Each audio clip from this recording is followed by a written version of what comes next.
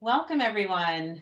My name is Rachel Ruben-Senior. I'm the Vice President for Account Strategy at OHO and your host for OHO U. On behalf of our team at OHO Interactive, I'd like to welcome you to today's OHO U webinar. OHO Interactive is a fully distributed and remote web and digital marketing agency with more than 60 full-time staff now. We work in several industries, including healthcare, nonprofits, and higher education, helping our clients with marketing, content, digital strategy, and web projects. I'm excited to share just yesterday, we announced our third annual OHO U online conference coming up in June. It's time to elevate your marketing, website, and career. This conference will focus on next level strategies and tactics that will put your school's marketing and your career ahead of the curve. Each week, we're going to be focusing on leveling up a different component of your marketing toolkit, from planning for next level analytics and data insights, to shifting from big website rebuilds to incremental improvements, to upskilling and staying sane in the Great Resignation. Every Wednesday in June, between the 1st and the 22nd, you'll hear from experts and leaders inside higher ed, along with experts from OHO Interactive. Allie's going to post a link in chat where you can register today, and please share this with all of your colleagues. We'd love to see all of you and all of your teams there. And again, this is free. We are so excited to be able to do this again. So for this webinar, we encourage you to keep your video on if you feel comfortable and are in an environment to do and conducive to do so. We love seeing faces as we talk. Your sound will be muted if it's not already from our end, but we have the ability to unmute you if you're called on during Q&A, or you can do your Q&A in the chat as well.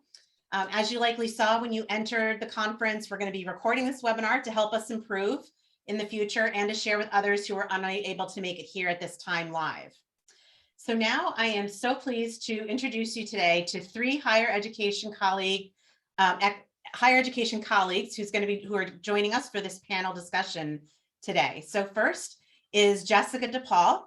She's the Director for Recruitment Marketing at New Jersey Institute of Technology, also known as NJIT. She specializes in the marketing of graduate and online programs. She is always thinking outside of the box and credits that to the range of industries she has worked in, from sales to children's book publishing to higher education.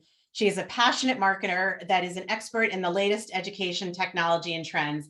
And just a quick side note, I had a Facebook memory come up earlier this week that I think it was 10 years ago that we met at a case conference down in Florida. So we were not a case. It was an advertising, AMA advertising. Something, yeah, something advertising related, I remember. And you were at Rutgers at that time. So we go way back. So Sarah is an admissions marketing and recruitment manager at the Thayer School of Engineering at Dartmouth College.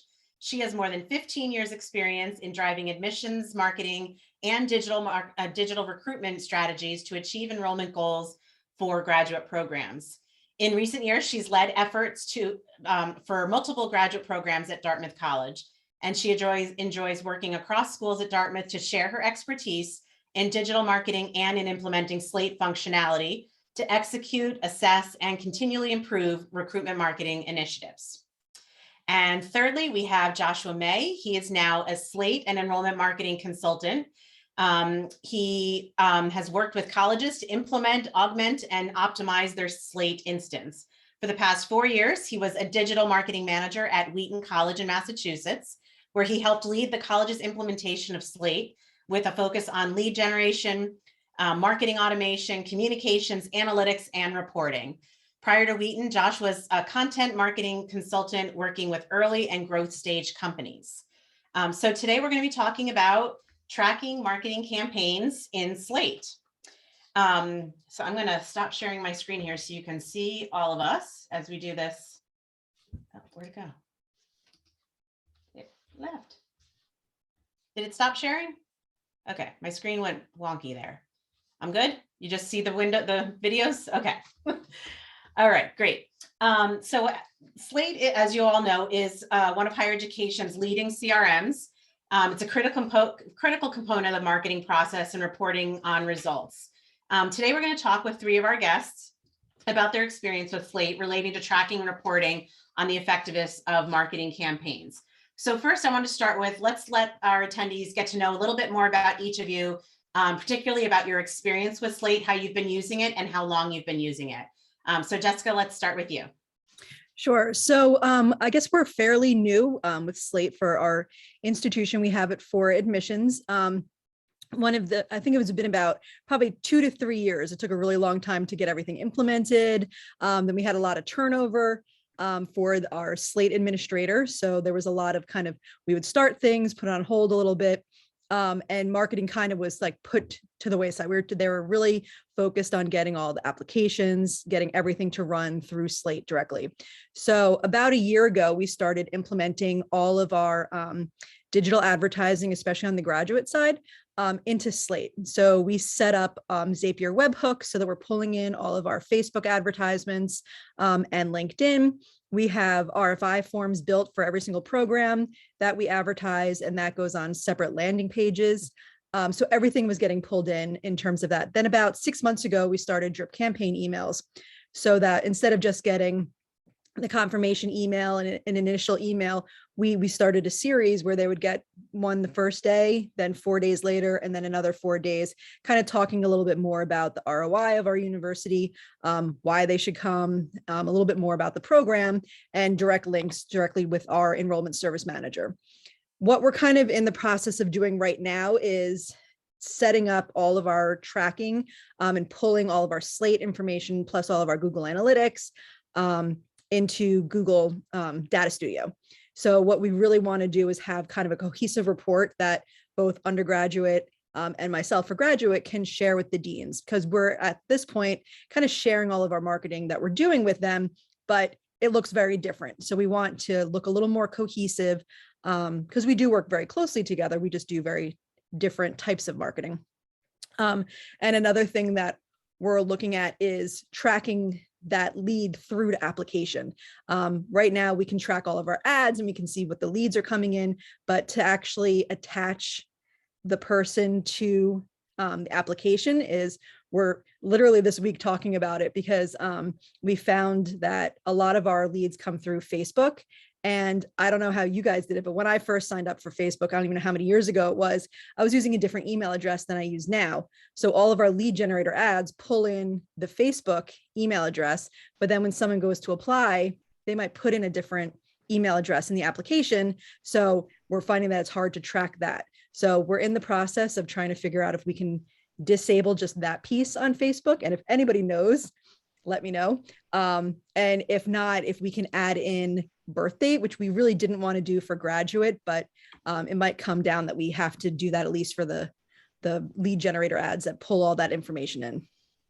When you started at NJIT, was that your first experience with Slate? I can't remember if you were using it at Rutgers in your previous roles. No, it brand new here. So kind of learning on the fly as we go. And we're in the process of setting up some ping data. We don't have that yet, but so far, all we've done is just setting up all the UTM codes and kind of all the back end to try to track this. And then once we have it, then we can kind of branch out into undergraduate.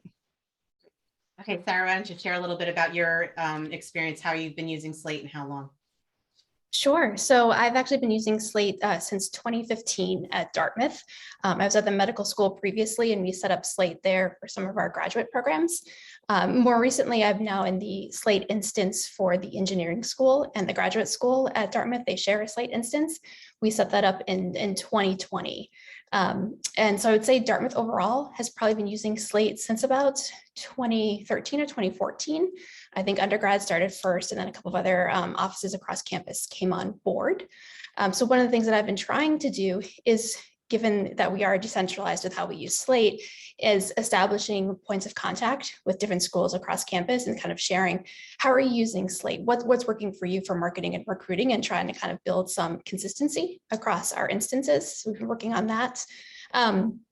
And I would say too, from like a lead generation and a tracking standpoint, everything that Jessica mentioned, we are trying to work on as well. One of the things that I struggle with that I'm trying to kind of figure out more when it comes to UTM information and capturing that is trying to figure out a way to capture UTM information as people are progressing through the website. So instead of just driving them just to a dedicated landing page with a form on it, if I wanted to drive them to the program page where they could learn more about faculty, and then there's call to actions on the page too, how can I try to capture the UTM information so it sort of follows the user as they're kind of navigating different parts of the site before they start an application or before they inquire, just to kind of match up where they're coming from.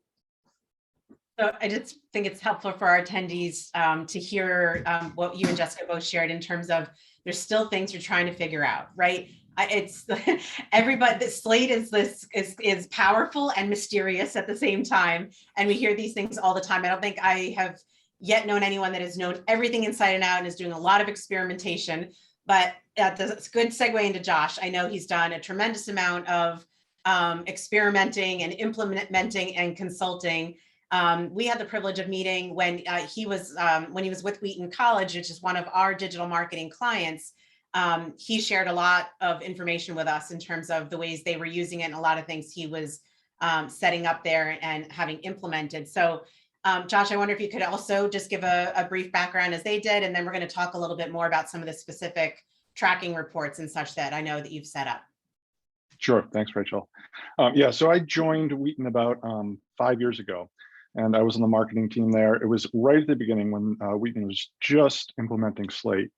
So I was sort of the marketing guy interloper on the admissions Slate team, which had its advantages. So basically the stuff that I was responsible for was pretty much anything that was student facing. So if a student was going to see it, that was the stuff that I was working on and building out. So basically everything in delivering all of our communications, forms, events, portals, and then on the back end, reporting that all related to our marketing efforts and measuring what we were doing as far as marketing. So I had a pretty broad sort of view of what we were doing in Slate and how we were doing things. And I think probably the biggest questions right now I still have are around a lot of configurable joins. I've been dabbling in those and I love them and hate them at the same time. When they work, they are the most amazing thing ever.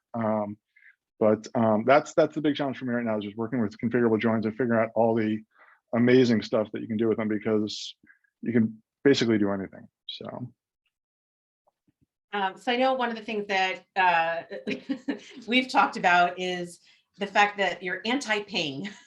So for those that are actively using Slate, they know that there's that one of the features built in is ping. For those that don't know what that is, could you give them a quick background about what it is and why you like to rant about being anti-ping?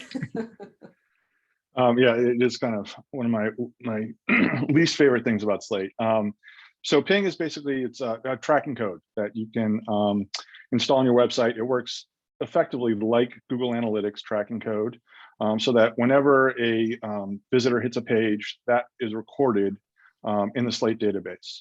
So it'll track their IP address, their browser, and other information like that. So all that information is then stored, and what Slate then tries to do is match students in the database, records in the database, against the traffic that's coming in. So if a student opens an email on their iPhone, the Slate's able to identify that student and then try and match back any other web traffic from that student, that IP address or email address, to any other visits that they might have had in the past or they will have in the future. When I first heard about Ping, I was so excited. I like, this is going to be the greatest tool in the history of marketing tools. And unfortunately, doesn't quite work as well as advertised. I did a big deep dive into our Ping data. I think it was about last year, just looking at how much or how many students in our database had Ping data on their records, how much of that was matched against student records. And it was a lot lower than I thought it would be or expected it to be. We had pretty good coverage for our students who enrolled, as you would expect. But as you get further up the funnel, the data became less and less reliable. And we had smaller and smaller numbers of students matching against the traffic that they might be generating on the site. So I guess the way I think about it now is that I would not bet my life or my budget on Ping, but it can be a useful tool in understanding what some students are doing. So if you use it as a sample, a representative sample of students in any specific, category. If you're looking at applicants, you can suss out a little bit of where they are on your website, what they're doing on your website. But I would not use it to make budgeting decisions and things like that. So.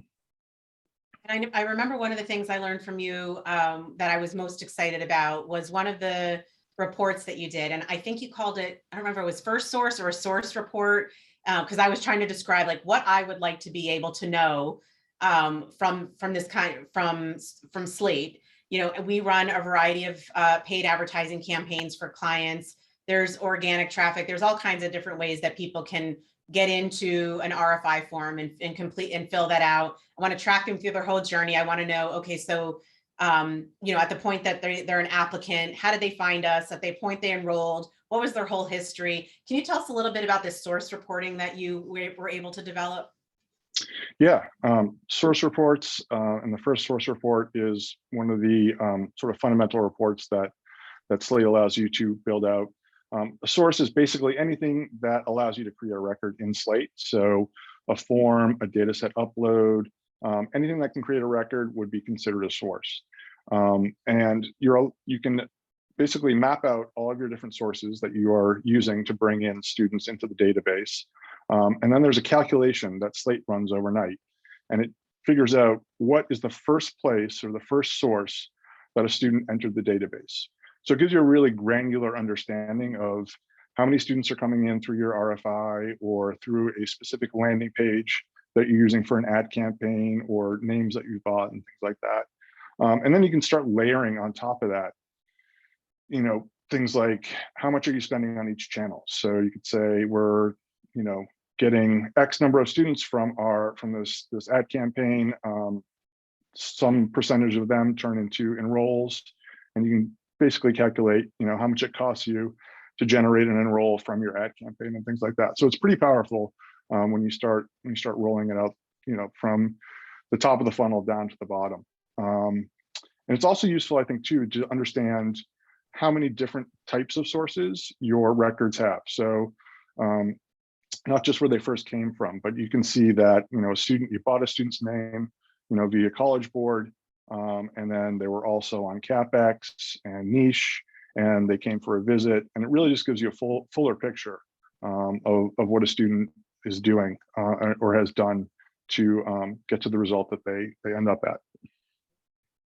And Sarah, I know when we were chatting recently, you talked about that you were able to find ways to leverage Ping data, particularly about pulling some data around admitted students. Can you share with our attendees more about that? Yeah, absolutely. And I completely, understand and, agree with Josh with what he's saying about Ping data.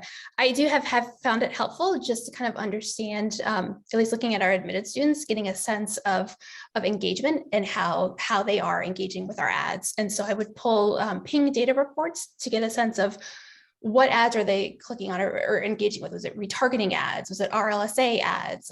Was it top of funnel paid search ads? And that was helping kind of paint a picture for me of how our admitted students were interacting with our ads and how that was kind of driving their activity.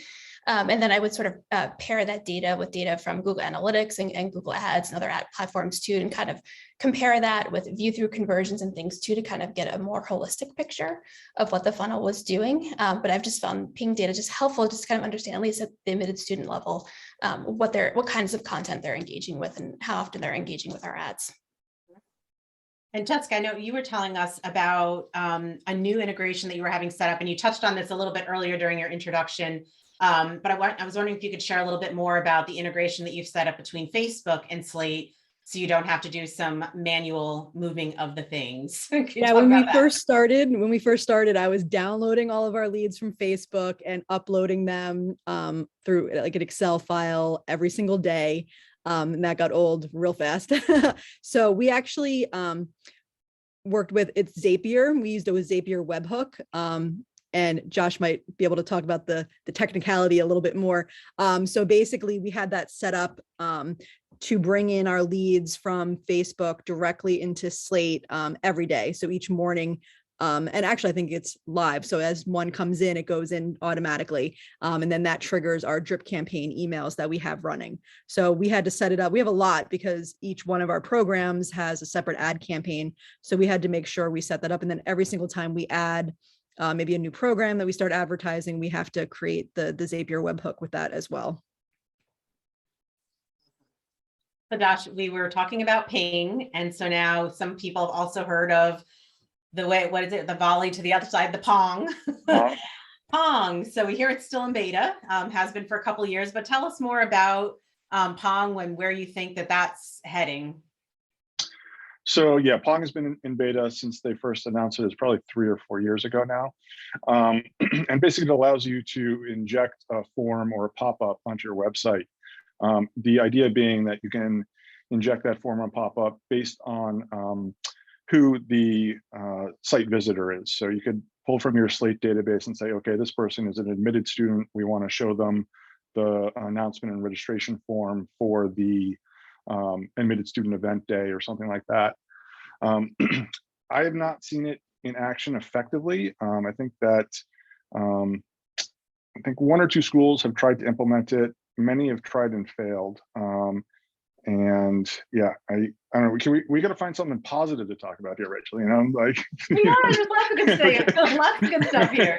All right, I can be honest here, I guess. Okay, but yeah, I have not seen it implemented effectively to this point. And there's a lot of, if you read through the comments in the Slate knowledge base and the Slack channel about ping pong, there's a lot of frustration and very few victories to find there. So. I'm seeing a lot of +1 for Zapier. So we're going to talk more about some of that stuff. They've got some questions for you, Jessica. We'll dive into in a little bit. But first, Jessica, you talked about with me about some campaigns that you built by program and how you were able to be very specific with follow-ups and email drip campaigns and how that all worked. Can you talk a little bit about that and what other data were you collecting along their journey? So basically the way that I have it set up is we create, we almost have like a 3-tier campaign for our graduate programs. So we have our online programs, our domestic and our international. So at any given time, we're probably advertising about 50 different programs, if you might say. So we have an advertisement that might run for, say, our online civil engineering program, Facebook, LinkedIn, SEO, that type of thing. So we've created a landing page for each of the programs. And basically that has the RFI form that pulls directly into Slate. And at the same time, we're using that same RFI form information for our lead generator ads on Facebook and LinkedIn. So those get pulled in automatically. So then what we did was our first wave of the campaign to pull in leads, we have the ads running. We'll do A/B testing. We probably have like 4 or 5 ads running at any given time per program. And then we have a 3-part series of the drip campaign emails. So each of the programs got their own emails written. So we talk about the program more, we talk about the ROI of the university. Sometimes we have student success stories that we can plug in there. And right now what we're doing is we just launched our kind of second wave of the campaign because we've been collecting a lot of leads in the last probably 4 or 5 semesters we've been doing this and not getting as many applications as we want. And sometimes I'm sure you guys know with grad students, they might take a little longer to actually apply because they're still kind of figuring things out.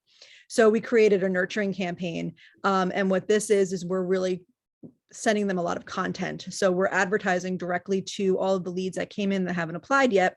And we're pulling in blog stories. We've basically kind of segmented all of our leads into like 7 different buckets of programs. So not every single program is having their own specific campaign running, but we're using blog stories. We have videos, student success stories. We have podcasts from professors.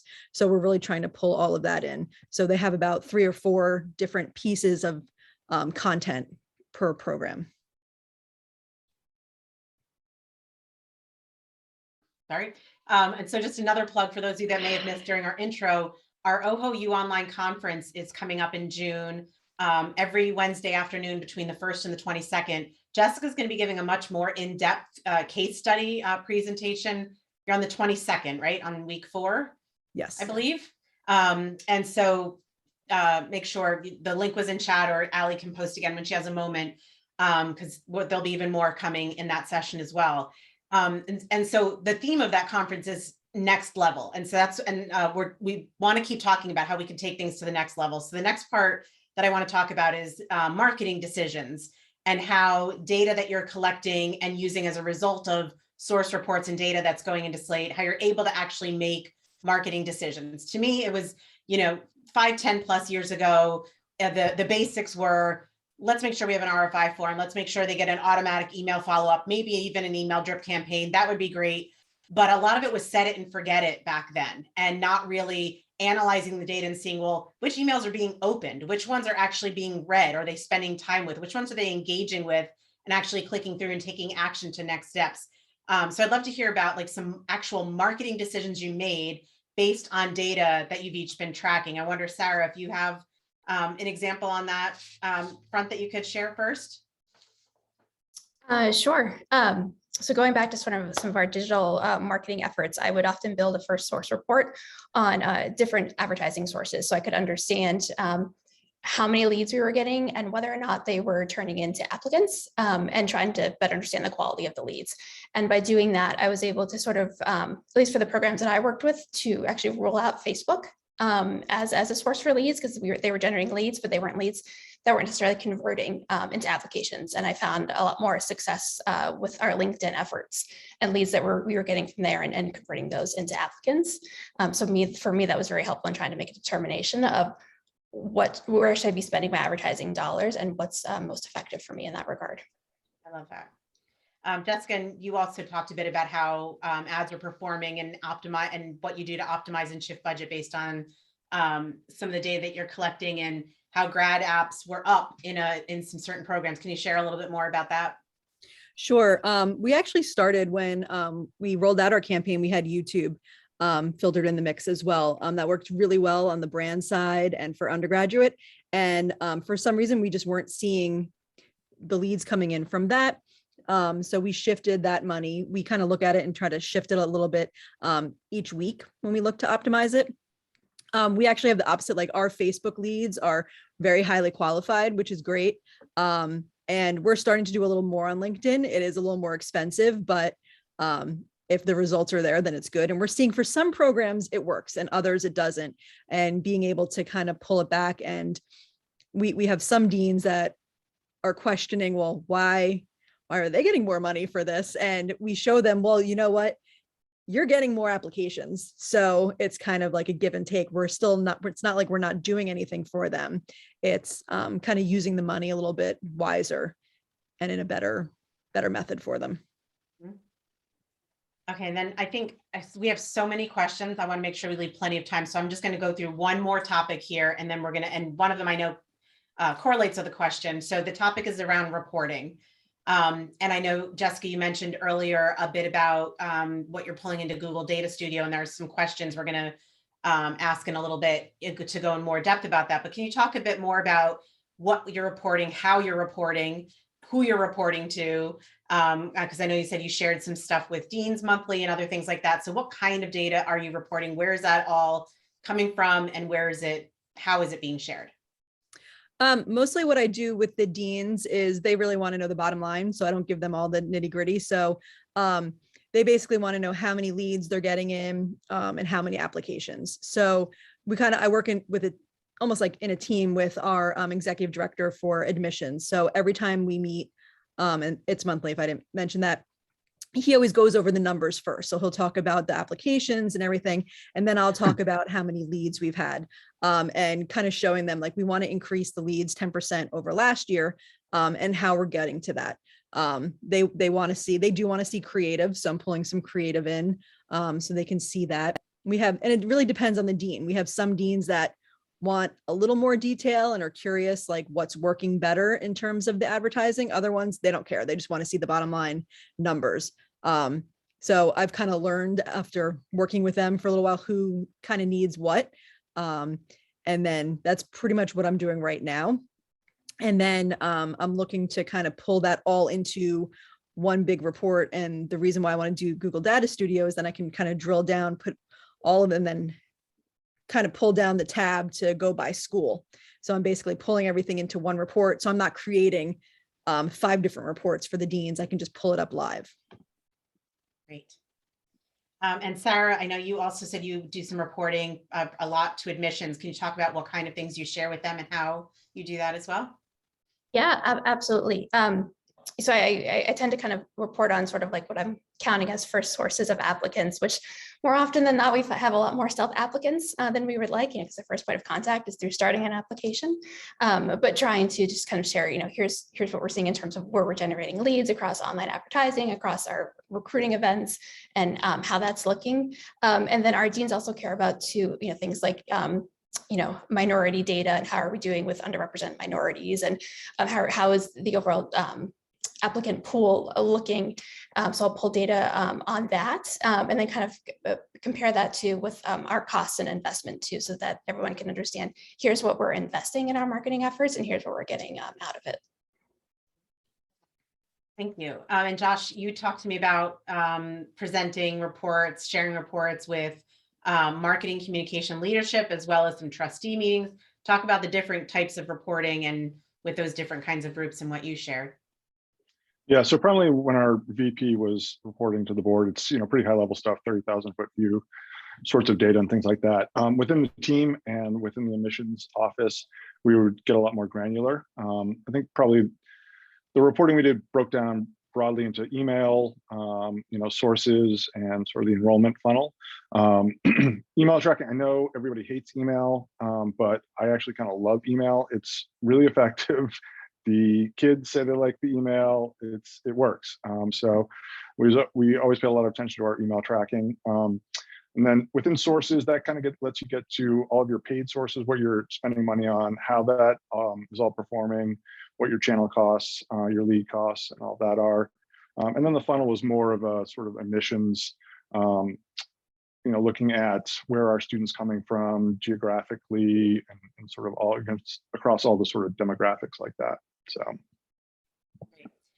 Okay, before we go into our attendees Q&As, of which there are many already, Josh, you said something earlier, and I remember also you mentioned it while we were preparing for this, and I wrote it down with a big question mark. Configurable joins. It sounds very fancy. Explain to the marketing folks here that are attending, what does that actually mean in a way that they can, that's not in very technical terms? So basically, Slate is essentially just a database, a relational database, a bunch of tables, all stored together. And the way that you can access and pull out the specific data that you're looking for is by joining different tables together. So you have a student record table, and their names on there, their birthday, and a handful of other fields. And then there's a separate table for applications. So when you're creating a configurable join, you're basically just pulling together the person table, the person record, and the application table. And you're able to pull data out of either of those two tables or filter out data on both of those two tables. And that's basically it. So it's pretty straightforward in concept. Once you start getting into the more complex parts of it, it gets a little bit tricky to figure out where you're trying to join, what you're trying to join to get at a specific piece of data. So. All right, I think this first question is probably for you, but anyone feel free to answer. So this first question was from Hillary. She wanted to know, can you tell us how off the Ping data is percentage-wise on average, like a rough ballpark? Yeah, so I'm going to pull these numbers out of my head, but I think we had about 90% of our enrolled students had Ping data on their record. At applicants, it was about 65%, I think. And then inquiries was down to about 20%, 25%. And then prospects was pretty small. One of the things about Ping data is the way that Ping captures data, it respects do not track. So it's not gathering as much data as your Google Analytics code is. Also captures data in a slightly different way than Google Analytics. So it's not nearly as robust. And the fewer visits to your website a student has, the fewer the chances are that Slate is able to match that data against an IP address or an email address that they have on file for that student. And Chelsea wanted to know, does Slate track all of that ping data in interactions? What pages they are on, what links they may click? I can see that can clog the interaction timeline even more than it does already. It does feed all that information to the student timeline on the student record, and it is a perpetual complaint. I don't know of any way to get that data removed from the student timeline, but there are a lot of people that clamor about that. Yeah. And Erica wanted to know what strategies or philosophies are out there around organizing and defining sources in Slate. We have a new team of experienced admission leaders, and we have evaluated what's in there and agree we need to sort of start from scratch. What would you guys advise her? Well, I would say basically when you go into your sources and you're looking at it, you can make a decision. Do you want to capture every single source that could possibly be used, or there are specific sources that you're curious about and want to know about? So that would probably be the first slice in terms of how much you want to build out. And personally for myself, I went granular rather than broad. You can group, your sources by everybody that fills out a form or everybody that's in a data set upload. When I built them out, wanted to go really granular so that we could aggregate it after the fact rather than have it all aggregated up front. And I just kind of went through and just did, looking at the drop downs, choose data set, upload source format, what source formats do we have, went add each source format. And it was probably a 3 or 4 day process, just plugging away, adding them in. I think the pain up front was definitely worth the payoff on the back end. So. Rebecca wants to know, can you speak to how you get the data from Facebook lead gen ads into Slate? Is it set up to automatically dump into Slate in real time, or are you adding groups of data manually? Jessica, I think that was related to what you were sharing earlier. Yeah, so that's what we did with the Zapier webhooks. So our Slate admin really had to work with that. So we worked with Zapier to set one of those up for each ad set that we have running. And then he put that in on the back end of Slate. And personally, I don't know exactly how we did it. Josh might be able to talk a little bit more about how you do that in Slate, but now it's kind of set it and forget it unless we change something. So that gets pulled in automatically. One thing we did need to change, and this kind of goes a little more towards what we're tracking now in Google Data Studio, was making sure that each of the schools, all of the ads running for that school had a similar naming convention.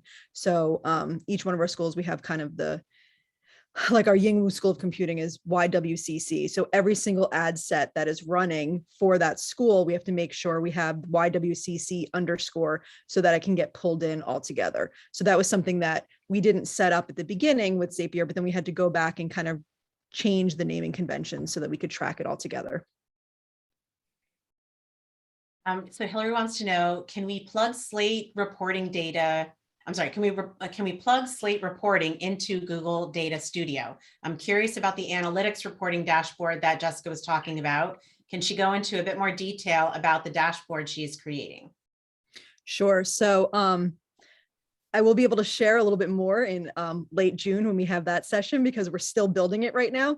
It's definitely a bigger project than we had originally thought.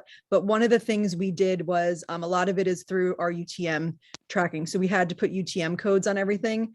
And one thing that we had set up was on all of the RFIs, kind of hidden fields for our UTM code. So I think there was like 5 fields that were set up. Let's see, I pulled it up. So it's like UTM campaign, the content, medium, source, and term. So all of that information will then get pulled into the data studio.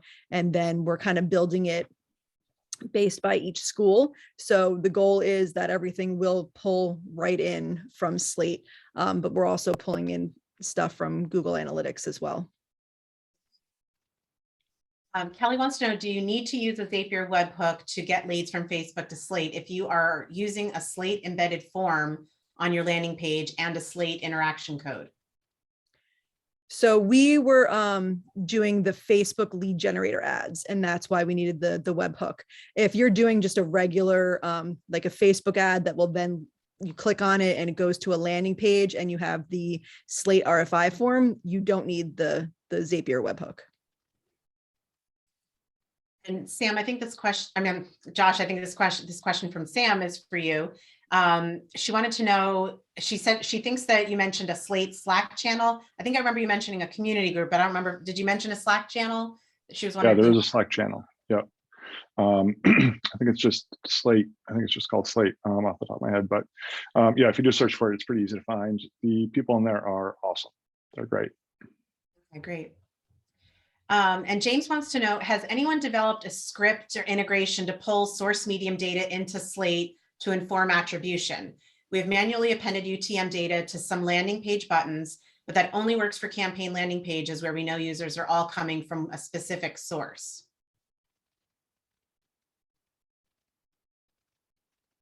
Can any of our panelists answer that? I didn't quite understand the question. Okay. Has anyone developed a script or integration to pull source or medium data into Slate to inform attribution? I think that's what you guys have been talking about.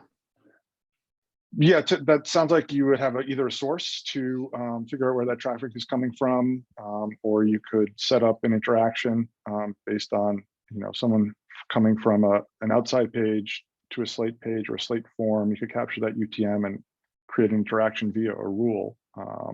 Little unclear about what exactly the question is, though. Okay, so I think it might be getting at more on like the technical side of like how do you like set up the scripts to capture that information, which is actually something that I'm trying to figure out myself too. Is it something that you can deploy through Google Tag Manager to capture that information and save it as a cookie, so that information can then get passed on as that user is taking different actions on the site and getting that information passed through onto the Slate form. So from my understanding, it's more about how do we try to like kind of set those scripts up to try to capture that, which is something that I'd love to know more about too. Yeah, and I think it's tricky too. Go ahead. Sorry, go ahead. No, go ahead. I was gonna say it's tricky too, because you also have to hope that the person's using like their same device or something and not like on their phone and then doing it too. So I know we're kind of grappling with that a little bit. Like, how do we set that up?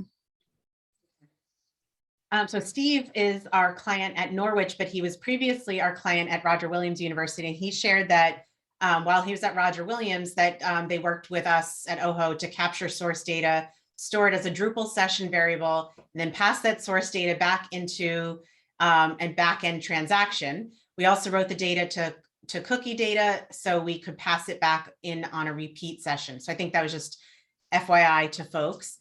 The next question was quantity over quality of leads. How is Slate helping? How is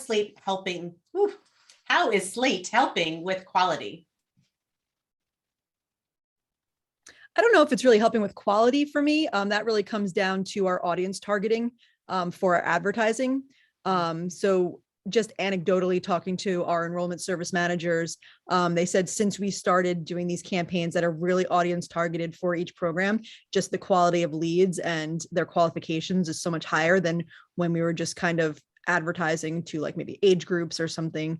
So we've really kind of narrowed that with our kind of persona modeling that we do before we start doing the campaigns.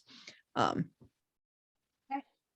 think briefly too, just on the source side, we got pretty granular with our sources and looking at where and when we were buying names. So we were able to really sort of hone the quality of our name purchases. That helped a lot too. We were able to get through that through sources and source reporting.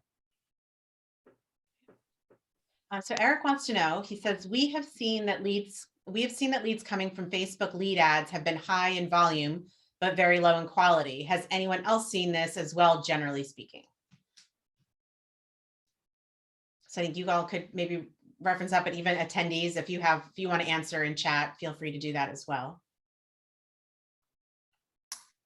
I'll chime in on that. I mean, I think it probably depends on probably programs, but I have seen that with some of the graduate programs that I've worked with too. And so I've tried to kind of tinker around with, the targeting more and trying to understand, is it something with the targeting? Because I was doing this based off of lookalike audiences to our applicants and current students, and trying to really build some really strong targeting criteria, but was still finding in some cases that exact same issue of high volume, but low in quality.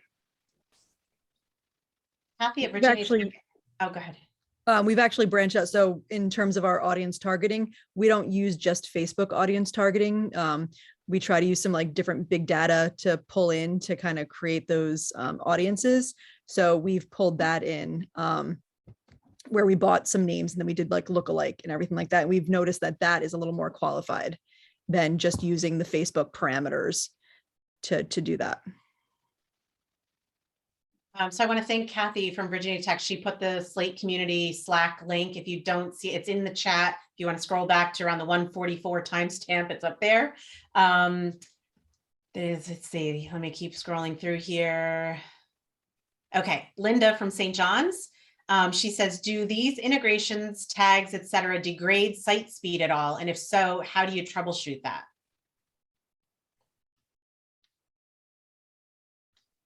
For what we've done, I terms haven't of- noticed site speed, but I've noticed that it takes a long time to load our queries and everything like that. Like on the Slate end, it's sometimes takes a long time. We had our previous web head of our website at Wheaton was a real stickler for anything slowing down the website. Pretty much any of the integrations adding Ping, things like that, did not cause any noticeable or significant slow down to our site. Yeah, and I would add to that too, same thing. And oftentimes I would use Google Tag Manager and previewing some of the tags that I wanted to add to, just to kind of get a sense like if the tags were working too, but also getting a sense of like, is it going to compromise site speed in any way? And haven't found that it has yet. Kathleen wants to know about what percentage of your applicants are stealth and for which you have no previous tracking information. Sorry, I know you were touching on that a bit earlier. Yeah, so this is something for me that's sort of varied by program. I mean, I've had some programs as high as I've seen as 80% stealth applicants, but this is because we just started getting some marketing attribution in place this year. And I've seen other programs hopefully go as low as like 40% stealth. I'd like to get it even lower than that, but the range that I've seen has been between 40 to almost 80%. And Elena wants to know, is there a reliable way, not pings, to attribute applicants who never took action on campaign landing pages, but later returned to the .edu website to become leads or request a visit or apply? So is there a reliable way to get that information when they come back again? So they've left in one session, they've come back days or weeks or months later. So you could get at that basically by pulling a query, looking at anybody who has landed on that page as a ping or has a UTM recorded on that landing page, and then has taken some subsequent action later on down the road. So it would be, they have UTM on X URL with such and such UTM, and they also have form completion or whatever it is that you might be looking for. I don't see any other questions there, which I'm glad I have one more question, but if you guys have any other questions, please do put them in chat. We'll have time for probably one or two more potentially. My question that I wanted to make sure we talked about is, we hear from a lot of our clients, especially in the marketing area, that admissions is the one that really led the initiative to get and implement Slate, and marketing wasn't really involved and they don't have access. What would you each say to them? Like, what kind of guidance would you give them? Because it's really hard for them to track, their return on their investment for their marketing activities without access, or at least some kind of partnership. But what would you advise them if someone came to you and said this, like, I want to do all these things you're talking about, I don't have access, I'm in this other department and this other department owns it? I'd say I'm not in admissions, but I do work very closely with them. I think it depends on what your relationship is with admissions, and trying to work on that, because you ultimately want the same goal. So kind of talk to them about and it could simply be like, hey, I heard we can do all this great stuff in Slate. How can we work together to start implementing that? They would probably have to build it from like the back end and everything like that. I have access to a lot in Slate. So they're able to kind of give different access to different people.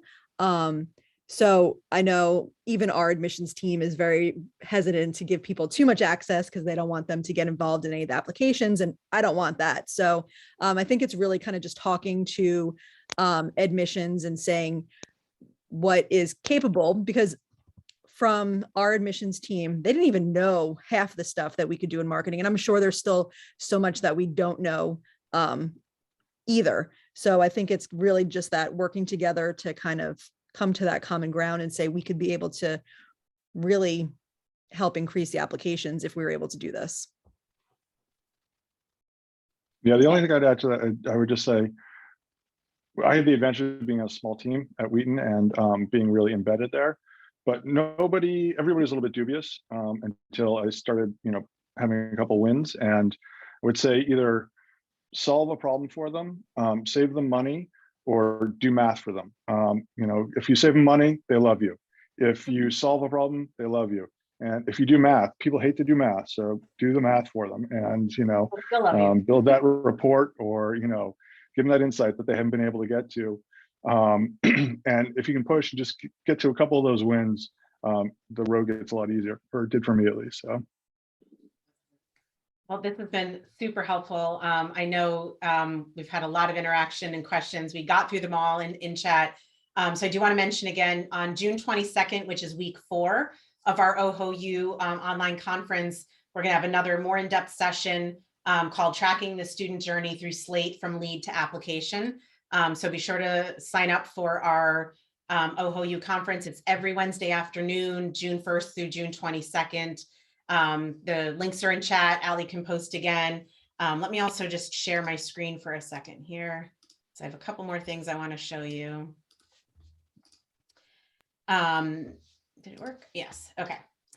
So we also just wanted to make a quick note that we have partnered with Josh to offer a few different things that might help you as you start to get gearing up for the next recruitment cycle that is not too far away from us here as you just are wrapping up this one. So we want to help you start the new cycle off with better reporting. So we have a good, better, and best campaigns or services that we could help provide. One is campaign plan and review, which includes defining target audiences and looking at the number of and types of campaigns and what types of reporting is needed. We go a step up. We can offer automated audience queries that includes things related to setting up form contents and fields and embedded forms versus Slate forms, target audience queries, all kinds of different things. And tracking and the best service offering we have is the tracking and reporting. So whether your team's focused on the efficacy of one campaign versus another, the impact a given campaign has on a specific metric or outcome, or the ROI of your specific or your campaigns overall, we can help you set up the reporting you and your stakeholders need to understand the outcome and impact of your advertising efforts. If you're interested in any of those offerings, please send us an email at sales@oho.com. Tivin and his team would love to talk with you about those aspects and our partnership with Josh in delivering those.